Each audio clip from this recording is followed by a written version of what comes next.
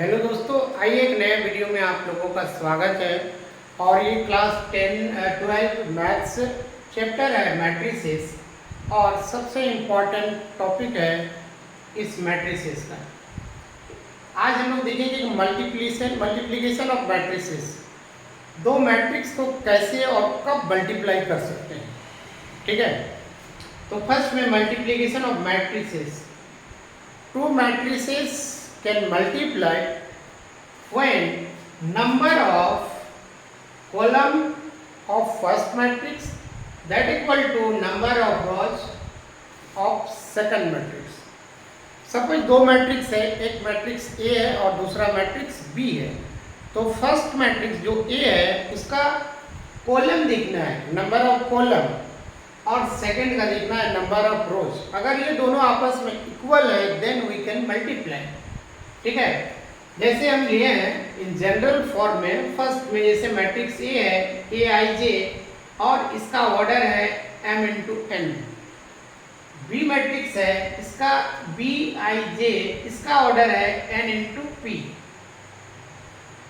अब यहाँ पे लिखना है ये जो है n नंबर ऑफ कॉलम है और ये नंबर ऑफ रोज है। बहुत सारे इक्वल, ये दोनों इक्वल हैं तभी हम मल्टीप्लाई कर सकते हैं, अदरवाइज मल्टीप्लाई नहीं कर सकते हैं। ठीक है, then A B equal to C I J general form में लिखे हैं। अब इसका ऑर्डर क्या हो जाएगा, इसका ऑर्डर वही होगा जैसे ये कॉलम और ये रो इक्वल है, जो बच गया ये इसका रो और इसका कॉलम, यानी m इंटू पी हो जाएगा। और ए बी को हम लोग का मिलेगा दोनों को मल्टीप्लाई करने के बाद, और उसको मान लेते हैं वो क्या मैट्रिक्स है, एक सी मैट्रिक्स है। ठीक है, तो इसको मल्टीप्लाई कैसे किया जाता है ध्यान से इसको समझना है। ठीक है, फर्स्ट में जैसे ये C11 दैट मीन्स क्या है कि पहला जो मैट्रिक्स ए है उसका फर्स्ट रो और जो मैट्रिक्स बी है उसका फर्स्ट कॉलम, यानी first row of matrix A first column of matrix B, दोनों को मल्टीप्लाई करना।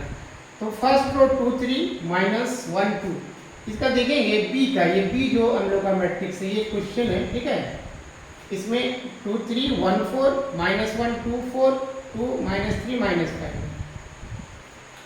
ये इसका फर्स्ट रो है, ये इसका फर्स्ट कॉलम है, माइनस 1 2। अब इसको मल्टीप्लाई करते हैं। मल्टीप्लाई करने का रूल क्या है कि कॉरेस्पॉन्डिंग एलिमेंट को मल्टीप्लाई करने के बाद ऐड किया जाता है। ठीक है, यानी 2 इंटू माइनस 1 माइनस 2 हो जाएगा, 3 इंटू 2 6, दोनों को ऐड कर दिए, दोनों को मल्टीप्लाई करने पर ये रिजल्ट आया, इस दोनों को मल्टीप्लाई करने पर ये रिजल्ट आया, दोनों को ऐड कर दिए, दोनों को ऐड कर देंगे तो ये आ गया कितना 4, यानी ये जो 4 हुआ ये C11, यानी जो हम लोग का मल्टीप्लाई करने के बाद ए बी जो मिलेगा जिसको हमने सी मैट्रिक्स मान लिए हैं, यानी सी मैट्रिक्स में इस तरह का इसमें आएगा जैसे C11 C12 C13 C21 C22 C23। ठीक है, क्योंकि देखिए इसमें क्या होगा, इसका जो ऑर्डर है, इसका ऑर्डर है 2 इंटू 2, इसका ऑर्डर है 2 रो है 3 कॉलम है 2 इंटू 3, ये number of column number of rose equal हो गया, बच क्या गया 2 और 3, यानी ये जो मैट्रिक्स होगा इसका ऑर्डर हो जाएगा 2 इंटू 3।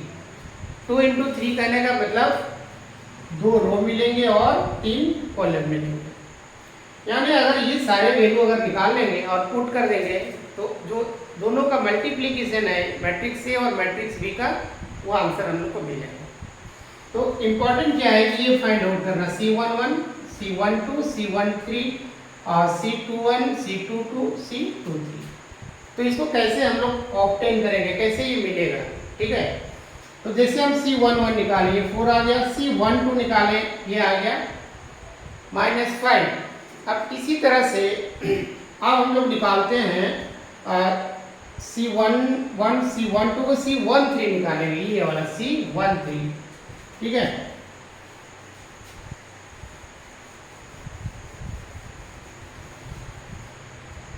अब देखिए इसमें C13 अगर निकालते हैं C13 तो इसमें क्या हो जाएगा, first row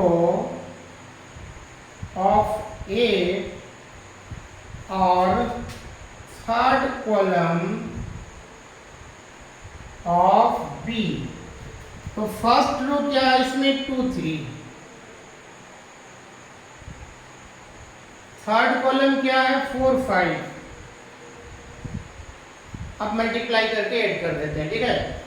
2 into 4 8 plus 3 into 5 15, क्या आ जाएगा 23। यानी ये क्या होगा, C11 मिल चुका, C12 मिला, C13 भी मिल गया, ठीक है।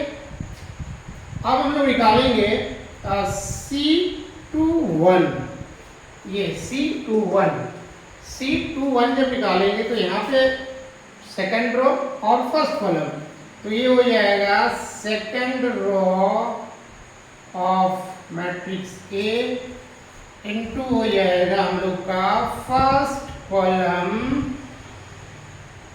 ऑफ बी, ठीक है। तो सेकंड रो इसमें क्या है 1 4 1 4, फर्स्ट कॉलम क्या है -1 2 -1 2, ठीक है। अब इसको हम लोग मल्टीप्लाई करते हैं और ऐड कर देंगे। 1 इंटू -1 -1, 4 इंटू 2 8, तो कितना आ जाएगा 7, यानी C21 भी निकल गया, ये C21। अब C22 निकालेंगे, C22 निकालेंगे, ठीक है। चलिए इसको हम मिटा देते हैं, क्वेश्चन को रहने देते हैं। अब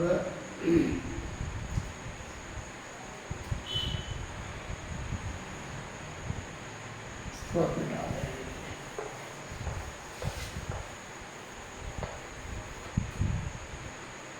अब निकालना है हम लोग को, क्वेश्चन को हम नहीं मिटा रहे हैं, क्वेश्चन को रहने दे रहे हैं, ठीक है। अब निकालना है C22, इसका मतलब हो जाएगा सेकंड रो ऑफ ए और इधर आ जाएगा second column of B. Second row क्या है 1 4, सेकेंड कॉलम है 2 -3, मल्टीप्लाई करेंगे 1 इंटू 2 2 प्लस 4 इंटू -3 -12, यानी 2 -12 तो आ जाएगा ये -10, ठीक है। अब लास्ट बच गया है 2 3, यानी C23, दैट मीन्स क्या हो जाएगा second row of a matrix, third column of B matrix। तो second row again 1 4, third column 4 5, multiply करके ऐड कर देते हैं, ठीक है। तो 1 into 4 4 plus 4 into 5 20, that is 24, ठीक है। अब देखिए इसमें सारे हम लोग का जो भी मैट्रिक्स था मिल गया, 1 1 भी मिल गया, 1 2 1 3 2 1 2 2 एंड 2 3, सारे वैल्यू को पुट कर देंगे तो हम लोग का आंसर आ जाएगा, ठीक है। चलिए समझ में आ रहा है, आशा करते हैं, ठीक है। अब इसको अब इसका लिखते हैं हम लोग, इसको अब मिटा दे रहे हैं, देखिए।